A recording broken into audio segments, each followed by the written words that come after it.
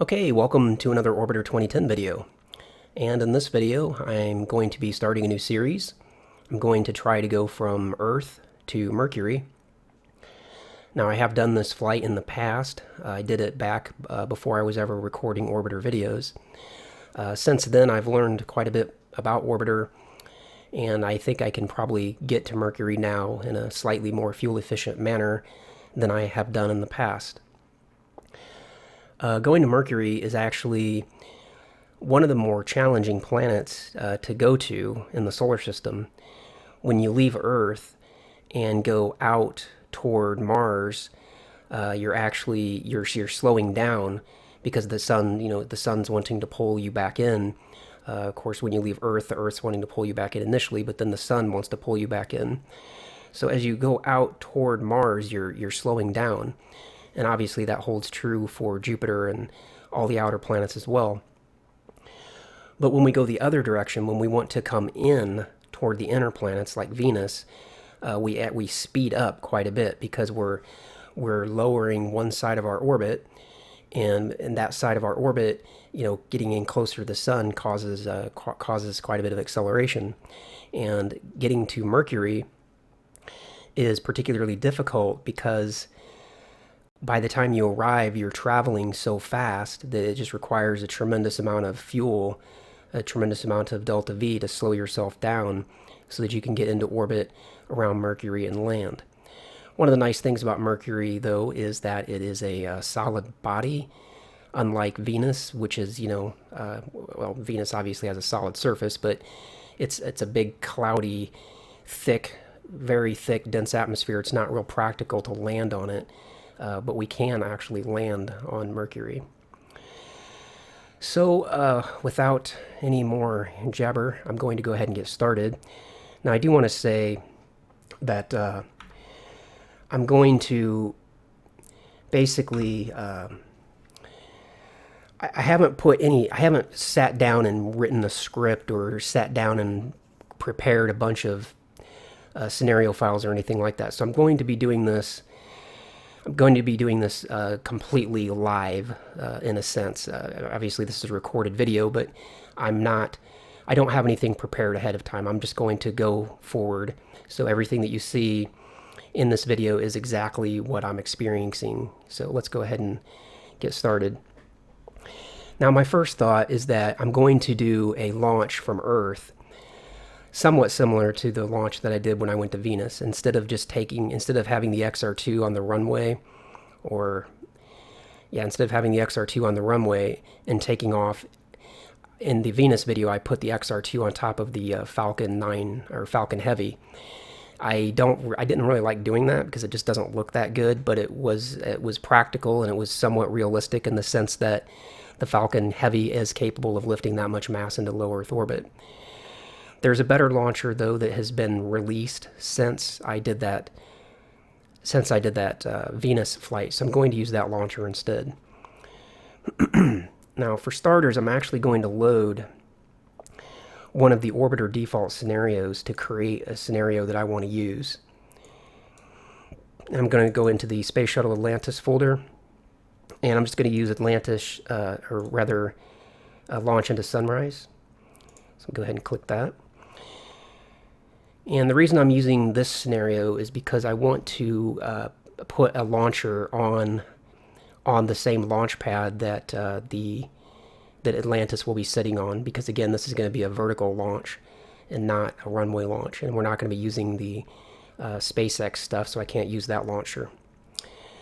So by default, this is what launch into Sunrise looks like. It's pretty generic. So I'm going to press Control F4 to bring up the scenario editor. And I can probably start by just deleting some stuff we don't need. We don't need the Luna wheel in this scenario. We don't need mirror. We don't really even need the ISS, but it doesn't hurt to leave it there. We don't need the Shuttle A. So I'm just doing a little bit of housekeeping, cleaning up stuff that we are not going to use in the scenario. Now I'm going to go to New, and I'm going to put in the, can't remember the name of it. It's HCLV. So we'll call it just HCLV-01. And what I want is this one here, the HCLV-S XR2. Now this is the launcher that it's a fairly new launcher. It came out like I think it might have even came out while I was in the hospital getting my lung transplant, but it was somewhere during that time, because after I got out I found out that it had been released, and I was really excited because I've been looking forward to this launcher for a long time. So I'll click that and hit create, and that will put it in orbit. So now I'm going to select location, because obviously I don't want it in orbit, and I'm going to copy state from STS 101, and that's so now we have the HCLV sitting here, and it's actually sitting like overlaying Space Shuttle Atlantis. They're kind of, overlapping each other. So now I'm going to go back to this scenario editor and delete some of this other stuff we don't need anymore. I don't need Carina. That's a satellite that's inside the cargo bay area. I'm going to delete that. And then now I can delete Space Shuttle Atlantis.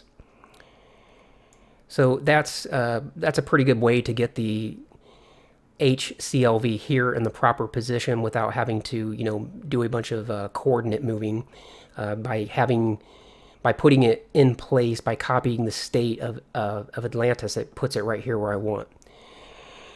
Now, let me set this aside. Actually, I'll just go ahead and close it for now. Now, we can see, obviously, there's a problem with the launcher sitting on the ground and not up here. But fortunately, this launcher is really great. Has a lot of options that you can choose. So I'm going to press Control Spacebar. And let me do that again. Control Spacebar. Why is that going away? Okay. Why is that disappearing as soon as I hit it? Oh, there we go. So Control Spacebar brings up this configuration, and this lets you adjust the up down. Basically, right now we can see that it's got an offset of 10. That's clearly not enough. So let's try 20. Well, let me just do it this way. So 20 offset, well, 21. That's still not enough. Let's try 25. And as we can kind of zoom in here, we can see now that the boosters are basically sitting right on the pad. So if you want to have it maybe be a little bit higher, you might want to go 26 or 27. But then you've got this issue where now the whole system seems to be floating in place. Obviously, this launcher is not made for this platform, so it's not going to look the best. If you want it to look the best, you're going to want to use the launcher on the Carl Sagan Space Complex, I think it's called. But I don't really want to do that, so I'm going to just have it look a little shoddy. So that's how I can adjust the HCLV as far as its up down position. So I'm done with that. Now I need to have an XR2, because obviously there's nothing attached to this vessel yet. So now I'm going to do a Control F4, go back to the scenario editor, new XR2-01, and this part's pretty standard. Scroll down the list, find the XR2, hit create, and that will put it in orbit. So here's something that we can do though. We go to done, and we select the HCLV and go to the editor. And this is something that the HCLV has that other vessels don't have, like the Falcon Heavy, Falcon 9 rockets don't have this payload manager. This payload manager makes life really easy. If you did see that Venus video that I did, you saw then that I did a 1-hour explanation just to explain how to attach the XR2 to the Falcon Heavy. I mean, the process is pretty ridiculous. This is so much easier. Just go to the payload manager, and we select which vessel we're going to attach to it. Just from the drop down, obviously we want the XR2. Now you can see it's attached, but it's kind of in this really weird angle. So, but this editor makes it really simple to edit. What we have to do is just change the axes and coordinates here. So we want that to be 0. And I believe the z-axis is 0. Let's actually start by zeroing out everything. Okay, so that gets the XR2 laying sort of that way. So I think the Z-axis might be the one that has to be negative that way. Yeah, so it's basically, you basically need to flip around the Z-axis in order to get the XR2 to appear as though it's mounted onto the side. And that's basically it, although you can also, the Y coordinate can be adjusted, and that will, the Y coordinate is how close to the HCLV the XR2 will appear. So for example, if we have it, 6, then obviously that's not correct. And then if it's 4, there you can see it's kind of inside, almost inside of the thing, so it doesn't look quite right. The number that I remember reading in the manual, I believe, was 5.1 was what they determined was the perfect.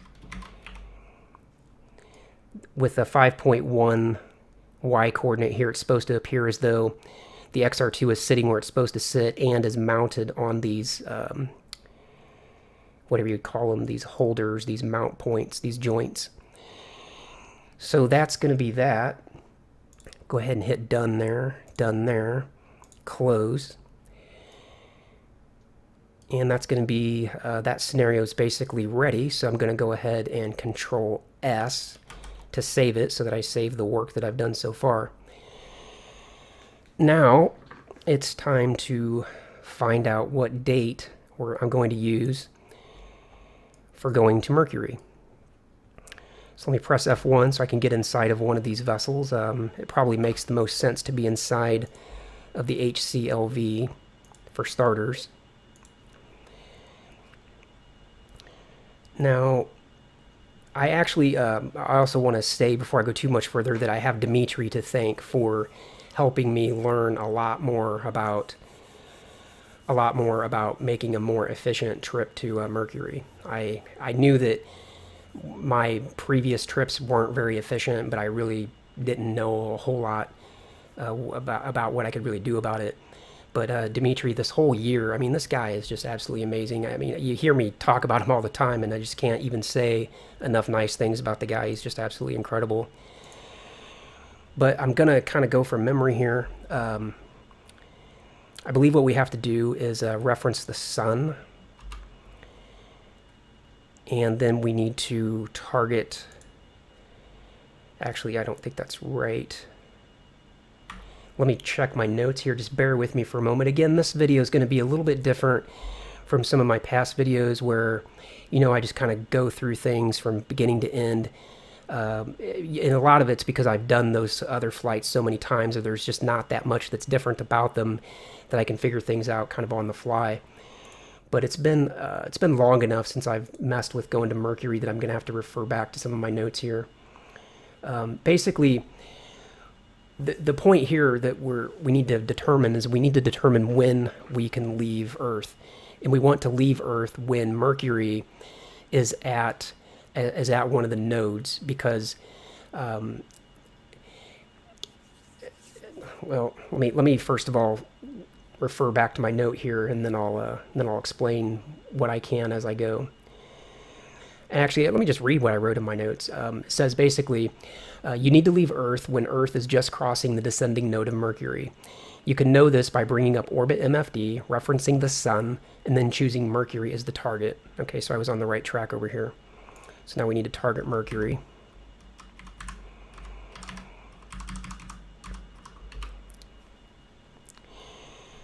Okay. And note that you need to be landed on Earth when looking at orbit MFD for this purpose. So for example, if you were trying to do this, if you were already in orbit, it wouldn't work out very well. It doesn't matter where you are on Earth, but you won't get the information you need if you're in orbit around Earth. When Earth crosses the line of nodes, the one pointing at the empty square box, then Earth is at Mercury's descending node. Okay. So this is Earth. Yeah. So the sun's in the middle. This is the orbit of Mercury around the sun. This is where the Mercury is at in its orbit around the sun, and this is where we are at in our orbit around the sun. So what we need to have happen, this is all starting to come back to me now. What we need to have happen is we need to have Earth at this position.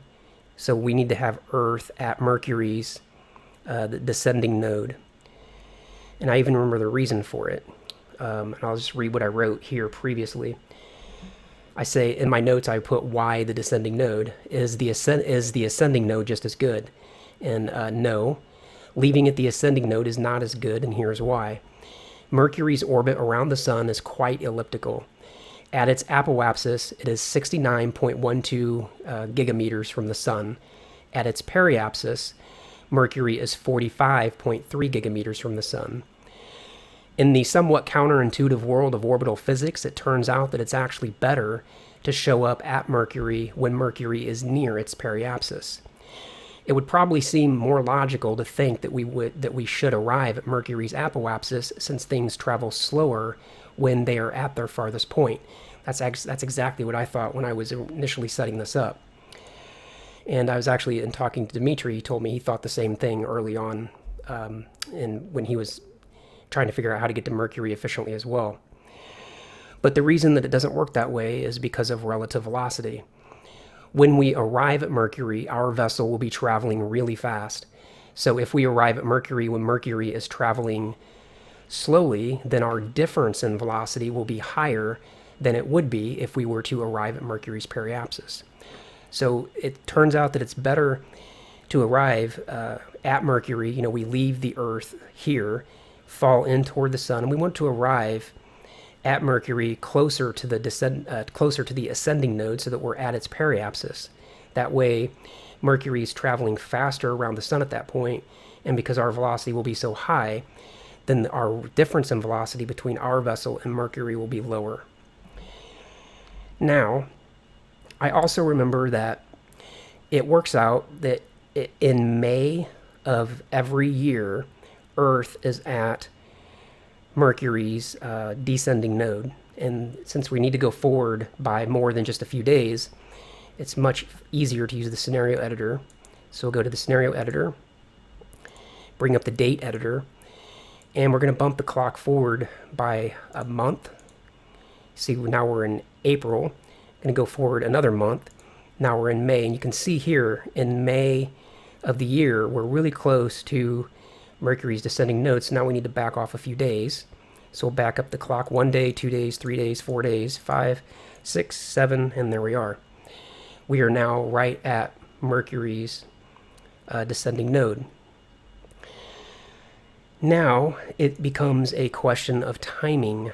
We need to arrive, or whether we need to leave Earth, so that by the time we fall in toward the sun, Mercury will have had time to go from wherever it is at in its present position to its ascending node. And I know just from previous experience that this is not the right position.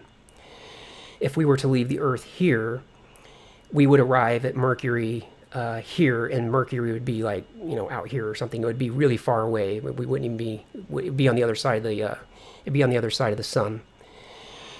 So what we can do at this point is we can just fast forward time 1 year at a time, because we know the Earth will always be at Mercury's descending node in May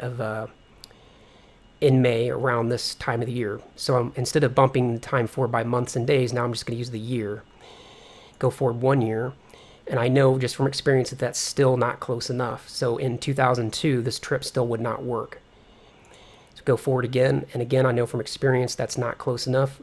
If we were to do the trip here, it wouldn't work. So go forward another year, and again, we're getting closer, but we're not quite at the point where Mercury's close enough to its own ascending node. So this time still would not work. Go forward another year. It's getting pretty close, but I believe that's still not close enough. It's getting very close, though.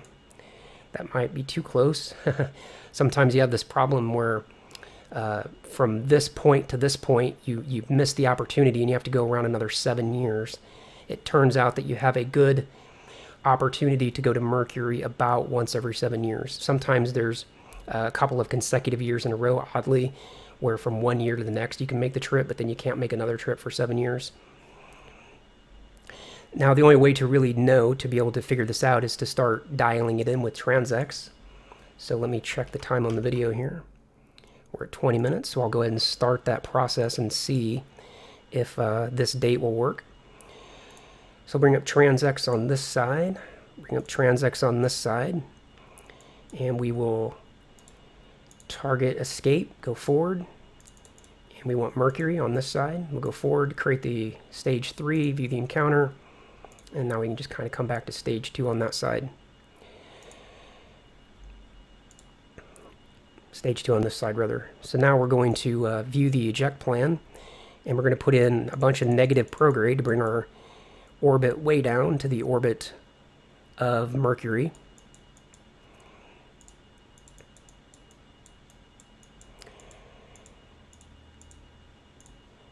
And we'll kind of start with that as our ballpark figure.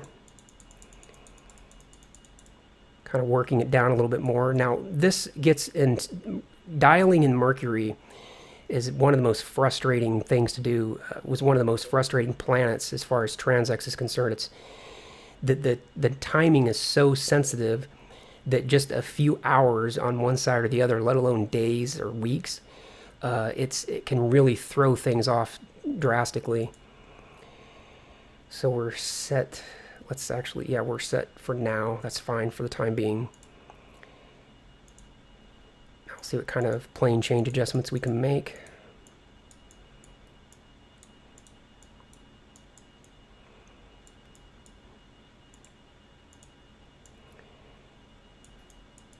And it won't always improve. You know, sometimes you have to make things worse before you make them better. With, especially when getting to Mercury. So we're getting reasonably close. You know, 400, what is that, 400,000 kilometers. So now I'm just going to go through some of these other variables.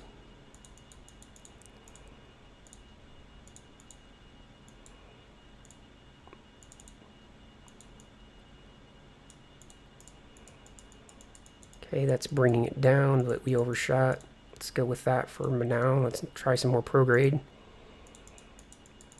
Yeah, you can see just now I'm at this point where slight adjustments are making big differences, but it's not quite close enough, and it gets really tricky to get in, to dial in that last little bit. We have to start working with date. Okay, that's not helping. Let's go back. That's making it worse. So right somewhere around here for now, we'll say. Okay, so adding in outward.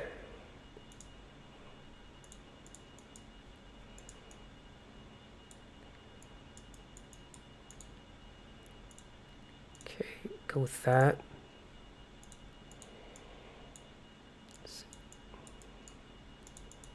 Okay, let me try this again. Let's get to the low point. That's 400. We had better than that a moment ago. Okay, so let's go negative on the outward.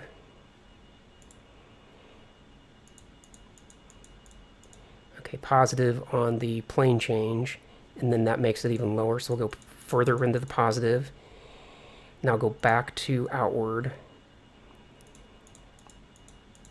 And you see I'm kind of overshooting the variables one way or the other.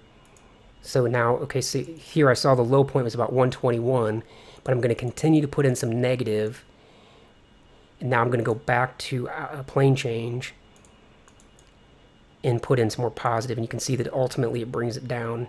So that's one of the things that's kind of difficult to understand about transx, is that you're kind of in this mindset that you're always trying to dial in the lowest number, and that's true. But sometimes to get to that lowest number, you have to overshoot in one direction and then come back with a different variable. And by coming back with the other variable, it actually drives down the number overall. And before you understand that, you'll never get the lowest point, because you're fighting two different variables that are opposing each other. Okay, so now I'm just going to continue to bring this down. This is obviously still very high. We need to get way lower than this. So back to outward. And was it negative outward that was helping, or positive outward? I think it was negative outward. So I'm going to go negative on the outward, bring it, I'm overshooting again in this direction. Now I'll go back to plane change, and you see how that works. Now it's coming down even more. Now I'm going to overshoot the plane change in this direction, go out to say 50. Now go back to outward and come back this way, and I'll overshoot the outward in the other direction. This is one of the nicer things about IMFD. You don't have to figure this stuff out. It figures it out for you. Now back to plane change, and again, I'm just going to overshoot. So now we're down to 15 is our low point. So I'll overshoot out to say 50 or something like that again. Now back to outward, come back. And it should be much lower, or it should be a little bit lower than 15 this time. Now we're down to 8, 7, 6. So now I'm going to overshoot this way. Back to plane change. Now we're down to 3.5, so we're getting pretty close. Let's overshoot to 15. Back to outward. And there we have it. We are there. Okay, now let's go back to plane change, and let's just fine tune this in all the way down to the surface.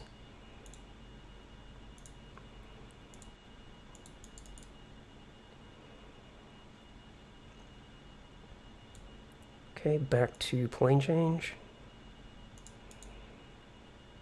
That's getting really sensitive now, so I want to be careful with that one.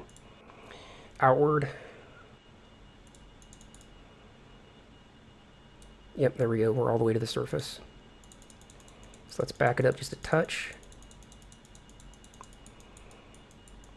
And there we go.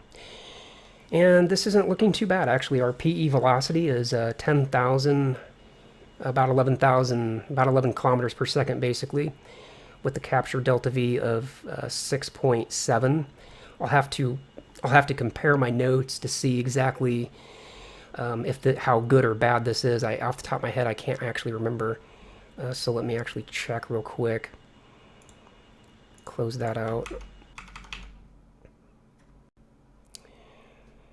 I have a whole spreadsheet that I started making back in like March or April of this year, because I was actually planning this trip all the way back then. I started thinking about it back then. Where's it at? Calculators, I think. But I never got around to doing the trip back then, and then obviously the long hospital stuff. So let's see here. Compared to what I came up with here in the spreadsheet that I made, PE velocity is what I'm interested in. So a good PE velocity would be lower than this, would be quite a bit lower than that actually. So this actually isn't that great. So what I'm looking at here is a spreadsheet that I made where I went through Transx, and I probably spent, I don't know, I'm not even joking when I say I probably spent 10 hours playing around with Transx to find some different dates. And what I came up with back then was the best PE velocity, which would be, here, was 9,000, or basically 9 kilometers per second.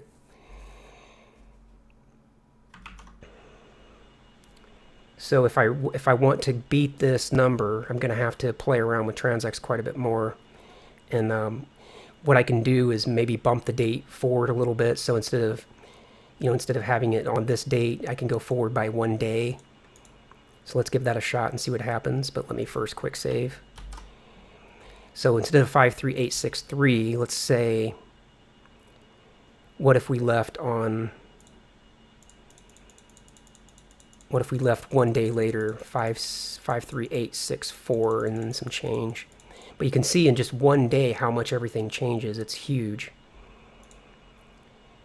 But we should be in the ballpark on this date. So let's do an adjustment here. Just watching the closest approach over here at the moment. Do an adjustment, back up. About right there is the low point. So now go to outward.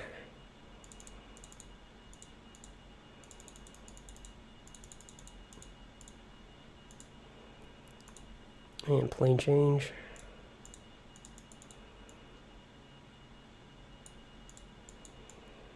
Okay, now we get to do this whole thing again. Okay, add in some additional plane change. Back to outward, take away some outward. Overshoot, plane change. Overshoot. I can already tell it's not going to be any better because the PE velocity is already 10.51. So by the time I get lower, it certainly isn't going to improve. So I don't have to do this anymore. Let's go. Let's try the date in the other direction. So instead of 53863, which is what it was before, let's try 2.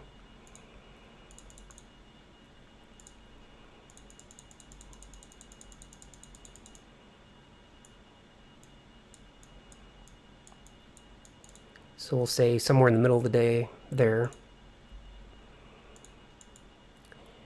And let's start with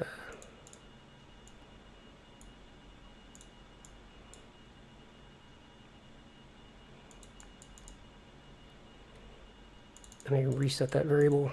Okay,